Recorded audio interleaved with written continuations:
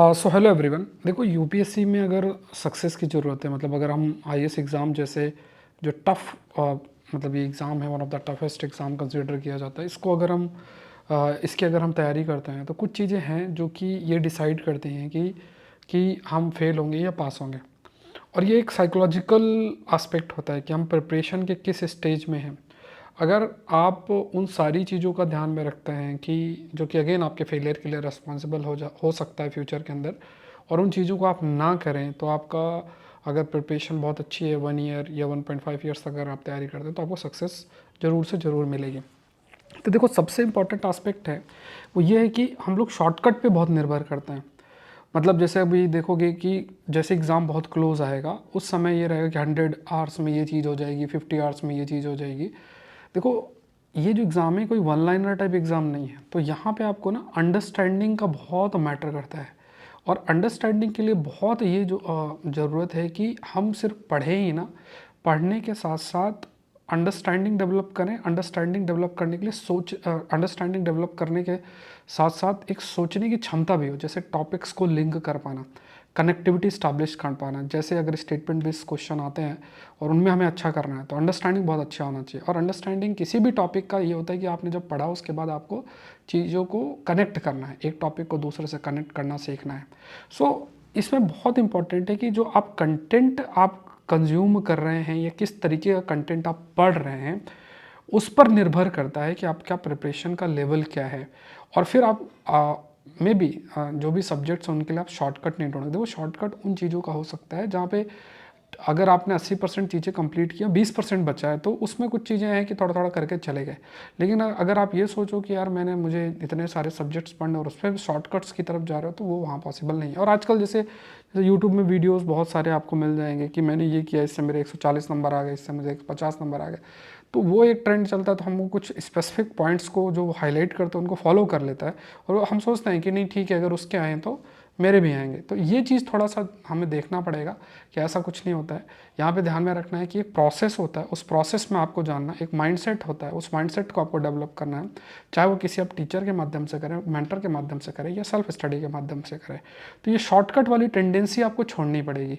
और अगर ये चीज़ अगर आपने प्रिपरेशन की स्टार्टिंग से सोच पैदा कर ली कि नहीं यार मुझे जो कुछ ऑथेंटिक किताबें हैं, ज़्यादा नहीं है, तो है ना, उन किताबों को, कुछ एनसीईआरटीज़ को और न्यूज़पेपर को फॉलो करता है, तो लास्ट में हमें किसी भी शॉर्टकट की तरफ नहीं जाना पड़ेगा। कुछ स्पेसिफिक टॉपिक्स हो सकते हैं उसका पीडीएफ या कुछ वीडियो से काम चल जाए, तो ये बहुत इंपॉर्टेंट पार्ट है। तो दूसरा क्या है कि दूसरा पॉइंट आपका आता है, जैसे आप अब इस इमेज को आप देखो, एक बच्चा होगा जिसे उसे अगर आप मतलब यू ना कुछ भी सामने पड़ा हुआ है तो उसको वो खाना स्टार्ट कर देगा।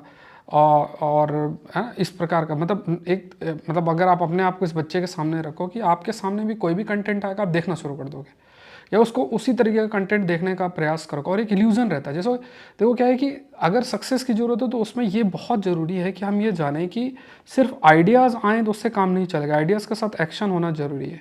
तो अगर आप एक्शन नहीं ले रहे हो तो सक्सेस आपका ज़रूर से ज़रूर डिले होगा। तो एक चीज़ सोचिए कि ठीक है ये चीज़ करनी है, अब उसको इम्प्लीमेंट करना, आपको स्टार्ट करना है। और कैसे करना, सोर्सेस डिफाइन करके। तो ये देखना है कि यहाँ पे आपको, अगर आपके पास वो माइंडसेट है तो वो माइंडसेट आपको डेवलप करना है। अगर माइंडसेट सपोज करो कि कहीं ना कहीं कुछ इस प्रकार से है कि जहाँ पे मे बी जो भी आप जो फैक्टर्स हैं फेलियर के लिए, अगर वैसे कुछ माइंडसेट आप कैरी करते हैं तो मे बी उस चीज़ को आपको इग्नोर करना पड़ेगा। आपको देखना पड़ेगा कि यार मैं इन चीज़ों को ना फॉलो करूं और ऐसी चीज़ों को फॉलो करूं जो कि मेरे एग्ज़ाम के लिए सक्सेस है, जो मुझे सक्सेस की तरफ लेकर जाएगा। और बहुत सीधा रास्ता है। और सीधा रास्ता किस तरीके से है कि आपको पता होना चाहिए कि यार मुझे ये पढ़ना तो है ही, लेकिन क्या नहीं पढ़ना है, क्या नहीं देखना है। तो इसके लिए आपको बहुत ज़रूरी, आपको मेंटर मतलब हो सकता है कि आपके कोई सीनियर हो सकता है कि कोई टीचर हो, या कोई भी हो जो आपको एक सही रास्ता बता पाए।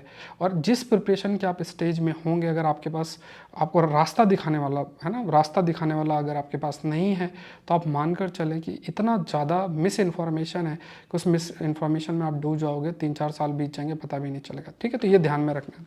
दूसरा देखो यहाँ पीवाईक्यूज़ बहुत मैटर करते हैं, जो प्रीवियस ईयर क्वेश्चंस हैं उनको आप अच्छे से फॉलो करो। PYQs, है ना, प्रीवियस ईयर क्वेश्चन से आपको ट्रेंड पता चलेगा, आपको पता चलेगा कि मेरा जो नॉलेज जिस तरीके से है, क्या मेरा वो नॉलेज सही है कि नहीं है, क्या मैं सही डायरेक्शन में जा रहा हूँ कि नहीं जा रहा हूँ। तो ये प्रीलिम्स के लिए बहुत मैटर करता है।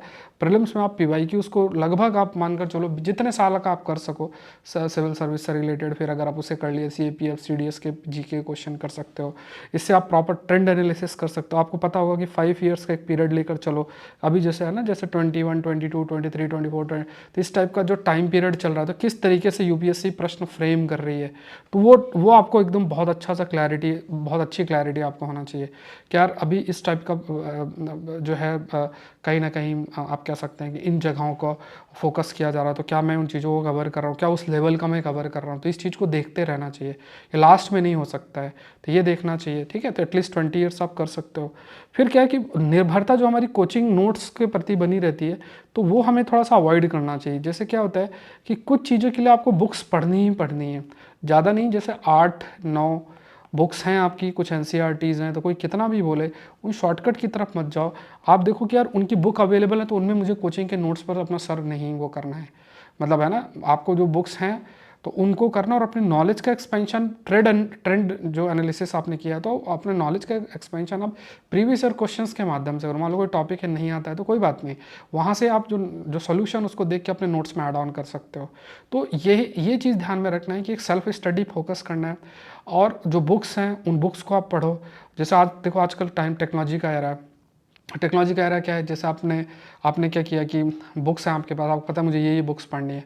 अब अगर आप खुद से समझ में नहीं आ रहा, कोई बात नहीं, उसके कई कोर्सेस होते हैं, तो आपने बुक्स के कोर्सेस कर लिए, अब उन बुक्स को साथ में वीडियोस देख लिए, फिर उसके बाद फिर बुक पढ़ डाली, तो एकदम से कंप्लीट हो जाएगा। आज अगर आप सही चीज़ पढ़ोगे तो हो सकता है साल भर में आप उसके एक्सपर्ट बन जाओ। तो ये देखना, और बहुत ग्रीड किसी चीज़ के लिए नहीं होना है, क्योंकि देखो माइंड में क्या होता है, अगर 100 क्वेश्चन आएंगे, 20 तो ऐसे होंगे, 25 ऐसे होंगे जिसमें हमें कुछ पता नहीं चलेगा, तो आपको उन 25 की तरफ दिमाग नहीं भागना। देखो जिनका सिलेक्शन नहीं होना होगा तो बेसिकली उन 25 के पीछे भागेगा, जिसका सिलेक्शन होना होगा तो वो जो बाकी के क्वेश्चंस हैं जहाँ से पूछा उन सोर्सेस पे फॉलो जो है वो जाएगा। तो ये देखना जरूरी है, और ये तभी अच्छा है क्योंकि देखो कोई भी कोचिंग इंस्टीट्यूट के नोट्स जो है UPSC फॉलो नहीं कर दी है, तो ये ध्यान में रखना है कि आपको कुछ ऑथेंटिक सोर्सेस हैं उनको ही फॉलो करना है।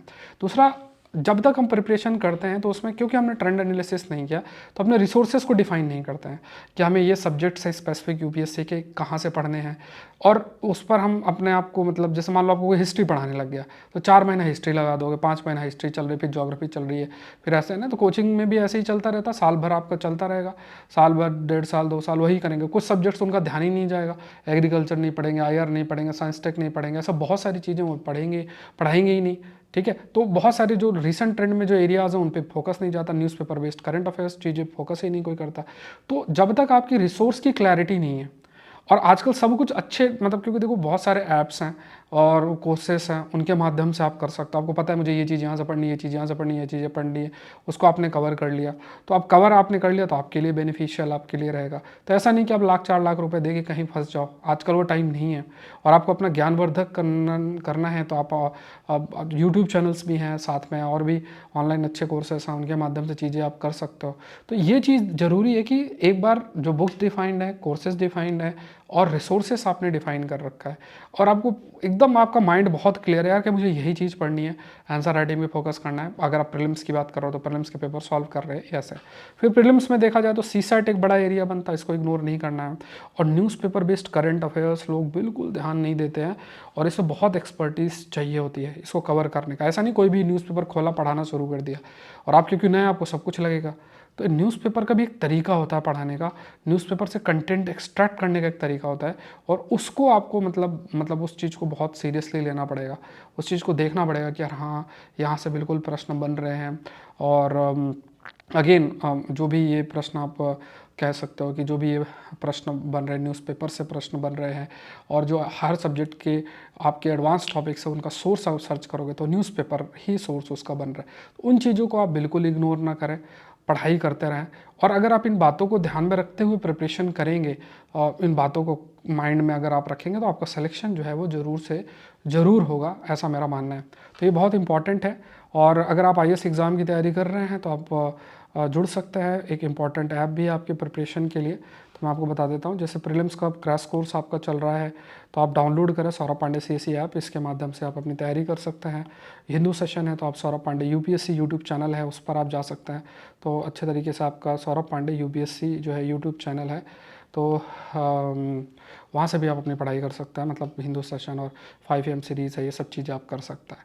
थैंक यू एवरीवन, चैनल को जरूर से सब्सक्राइब करें। Thank you everyone, thank you.